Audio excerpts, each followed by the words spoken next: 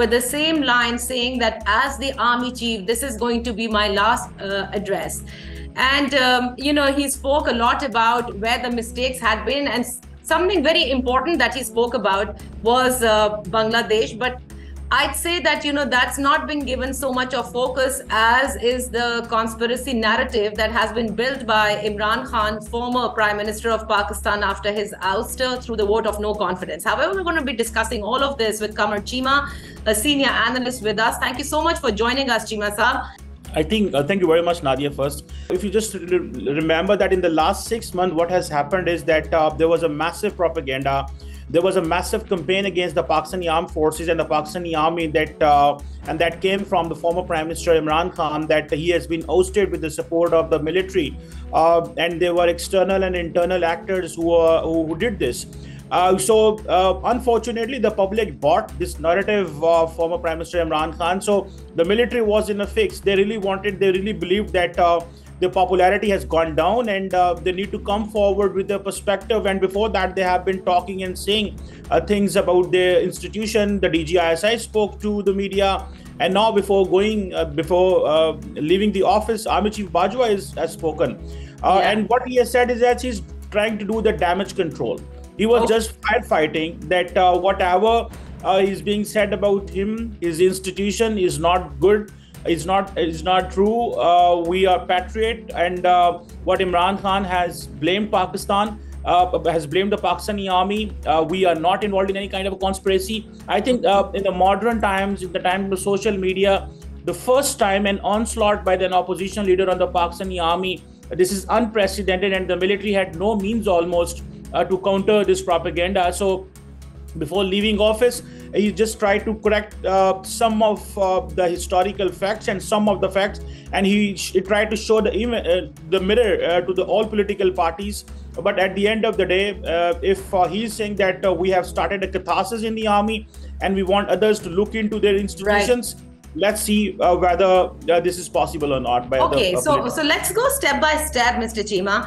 When you said that, the damage control that he tried to do towards the end of his career, and that to a long, career spanned over 6 years, the damage control was done by DGISPR through his statements, even by the PDM government. But I guess the narrative or propaganda of Imran Khan, as you put it, was so strong that the Chief of Army Staff must have realized that even within the institution and outside, it's time that he dispels it. Not only dispels it, but I feel that, it was kind of a harsh speech also, because, when you say it, he's talking about Imran Khan and his narrative. He's talking about a political party which has a lot of following. And he's telling the nation that, this conspiracy narrative that Imran Khan has built is absolutely based on false. It's a lie.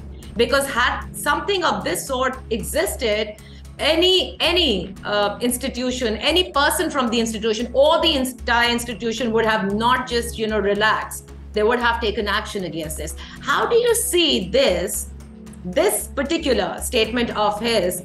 How much do you think it's going to cost politically to Imran Khan? Well, I think historically the procedure has been that the army, whenever it wanted to send its message to the public, either they try to use the political parties or the media.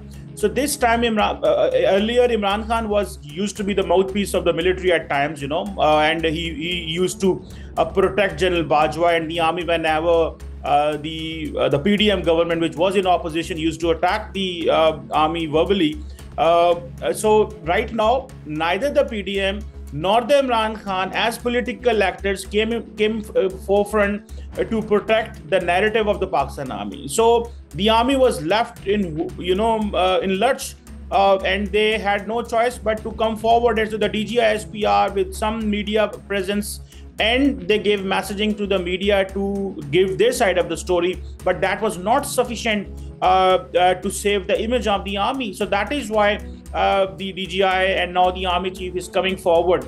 But I think as far as the Imran Khan is concerned, this messaging which is coming from the army hierarchy, I think this is not going to correct the image or to rectify the past mistakes which have been done. I think what matters is that will the political parties support the military but Chima Saab, you must understand that Imran Khan is all set to descend towards Islamabad, right? He's coming on the 26th. He says he's going to be at the gate of Islamabad, at Faizabad.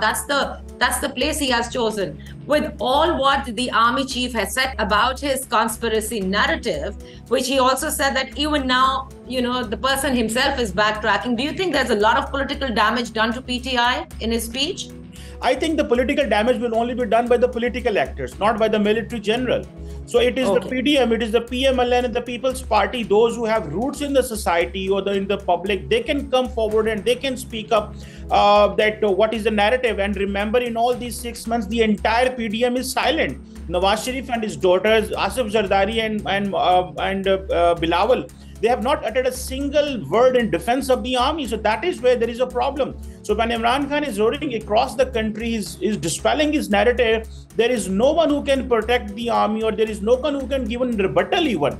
So this is a one-sided story that was coming from Imran Khan, and the people bought it. And if he is coming, Imran Khan is still coming. And remember, General Bajwa and the military, they don't have such kind of, as I mentioned earlier, the messaging is normally done by the political parties and the media houses. By the military. So the media houses were working, but the political parties who get votes and those who come from the public, they were not even just trying to justify what the Bajwa and his people were saying. So in my try to, Chima Saab, I would respectfully disagree with this. They did try, but I think it was not effective as such. And also because, PDM and especially PMLN taking establishment side was taken as a surprise, because we all know the kind of relation Nawaz Sharif and his party has had with the establishment, especially with the current establishment, led by the current leadership. And moving forward from here, I'd like to ask you one more thing. Do you welcome the statement made by the Chief of Army Staff when he says that the institution in Feb had decided that, we're going to be apolitical, and he also admits the fact that, the criticism on the institution in Pakistan, on the armed forces, is because they've had an unconstitutional role that is interfering in the politics of Pakistan? Well, I think if the 4-star general, the Chief of Army Staff, is coming up and saying that we are not going to play a role in politics, we are apolitical, this is welcoming. But can they really do this? No. It is not possible that they can be apolitical, because, so for instance, when it comes to the financial stability in the country, the political parties don't have that capacity to go and get even the funds. We have seen historically, it is General Bajwa who has been, traveling with Imran Khan, and now even with the Shehbaz Sharif, to get the money for the country, and that obviously the economic stability creates the political stability. So at this moment, I personally believe that if the military army says that they're apolitical, this is not going to be helpful for the country until and unless there is an economic stability. And let me tell you, what will determine that they are apolitical? Either they will not support the political parties to win elections, they will not work for horse trading. They will let politicians to decide whatever they want to do on themselves. This is very fluid topic, and this is very fluid discussion to establish either the military is interfering or not. For instance, if Imran Khan says that the FIR is not being registered, some are calling this is politics. Some are calling that this is not, this is not something which should have been done. This is the interference of an institution into the executive affairs of a province. So we have to establish, or the military has decided we will let politicians do what they want to do, but we will not let them to harm our interest or to harm the institution. So I think this is a very fluid discussion, very abstract. We have yet to find out, and we will see the next army chief, the next DGISI, the next military establishment, what kind of a mindset they have, and particularly if the PDM is looking to have an army chief who is based on seniority. So the one who comes also when the institution decides to stay apolitical, I mean, I'd like to welcome this, because this is what everyone has been talking about. And of course, constitutionally also, it should be civilian supremacy, because we're all Democrats. However, having said, I think Army will have to play its role when it comes to US-Pak relations, because we all know there's a story in Dawn today, you must have read that story, that US deals with the military leadership. in terms of security, in terms of terrorism, the foreign policy, our relations. And this is where I guess the political parties will now have to step up, and the institution itself will have to put the political leadership in the forefront and not interfere in this. And the US must also realize that if they believe in democracy, they should believe in whatever civilian government we have. Well, I think if the military says that it is being said that they deal with the military, they have been dealing with the military for the long. This is not the first time. I think the problem in Pakistan is that when the politicians are discredited, they are not allowed to take decisions. And for instance, when it comes to Afghanistan, when it comes to India, when it comes to the United States, when it comes to some matters China, and when it comes to some matters related to the Middle East, the military gives its input, and they give very vociferously and very actively. So I think this is where the challenge is. So we have to see that whether the military is going to lead the talks, or for instance, when Imran Khan blamed the Americans, it was the General Bajwa. And when Imran Khan was siding with the Russians, and there was an impression internationally that Pakistan is going to side with the Russia against the Ukraine, it was General Bajwa who came forefront 2 days before the no confidence motion against Imran Khan in the Islamabad security dialogue, and he dispelled the impression and told the international community who stands with the West, we do not we believe that the Russian aggression is not lawful. So in these circumstances, it was the military that was leading the international relations or its foreign policy, rather than the elected prime minister at that time. So I think at the same time, the military, it says that they are going to be apolitical when it comes to even domestic politics and even maybe the foreign policy. But when it comes to the core interest of the state, I think the military will jump back whenever the politicians try to harm the foreign policy for their own domestic politics or for their own domestic agenda. And that's where I think the politicians need to keep a smart strategy, that the domestic strategy, their politics must not harm the foreign affairs. All right. Now that we know that, General Bajwa is going to be the outgoing chief of army staff, he's retiring and a new one is going to come in. How do you see the relation of Pakistan Tehreek-e-Insaf, particularly Imran Khan, with the establishment? As General Bajwa today said, that I would like to forget all this and let's all move forward. Do you really see that happening? No, I don't see. I think Imran Khan's historic strategy is to use maximum pressure, to exert maximum pressure so that the institutions, individuals, and everyone else. So the maximum pressure when it comes with the public support and the social media support and the public, or the accepts whatever the conspiracy theories or even whatever Imran Khan says. So that's where I think he gets successful. So it depends that the next military establishment, when they will come, if they are cornered, or if they have no option but to clarify their positions every day and night. So I think that will be a challenge for the military. And remember, the Imran Khan is not going to accept this theory that military has become apolitical.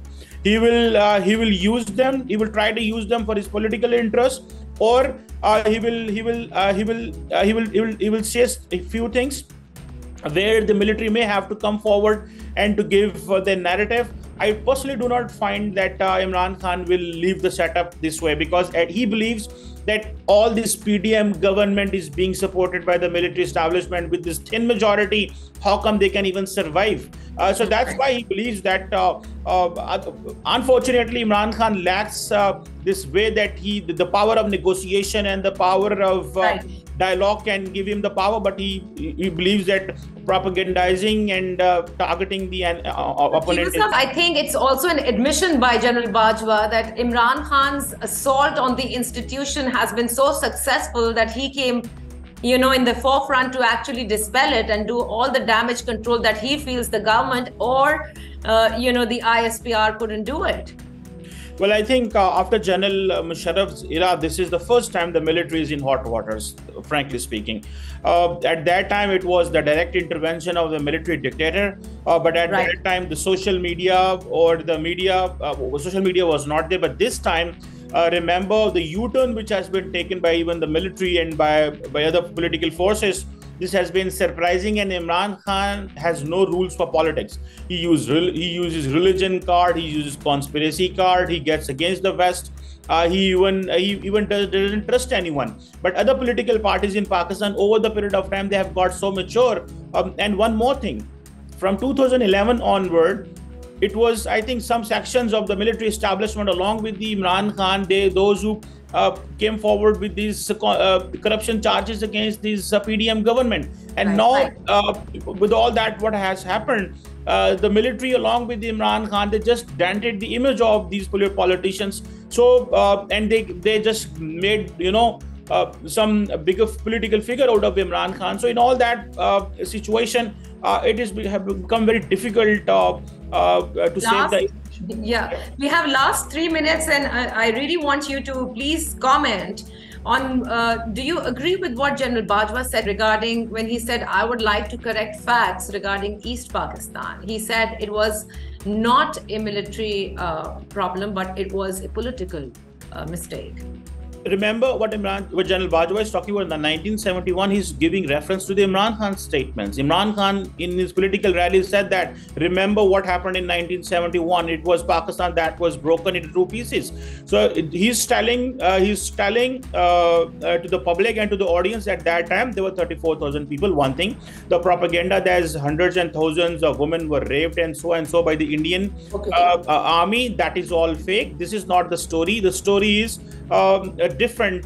So I think for the story is different, but it is not a political problem. Obviously, this was a military problem. More of military, because you see, there was one general, then the other one, and then they had to transfer the power. So you can't say that it was politics. It was not the military. The problem is we do not let independent thinkers, analysts, and institutions to come to the conclusion what happened in 1971. So that is why we call that we should have a truth commission for so many issues in our history, so that once for all the issues are decided and we move forward, and the nation is on the one same page when it comes to the historical decisions, when it comes to the separation of East Pakistan from the West Pakistan. So, but General Bajwa was telling, he was trying to tell that this is a strong army. This is a one Pakistan, and don't even try to think that it will be divided or something like 1971 will happen. So these are different circumstances, and over the period of time, the military has been working to correct the image of the events of the 1971. Yes.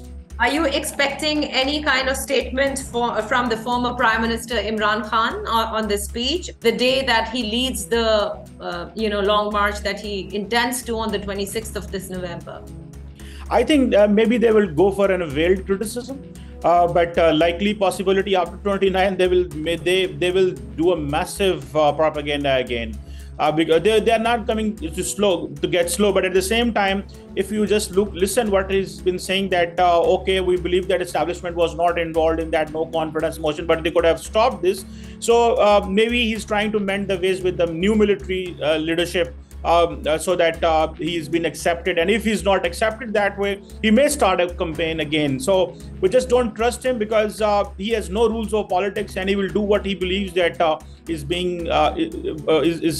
good in selling, and the public is buying.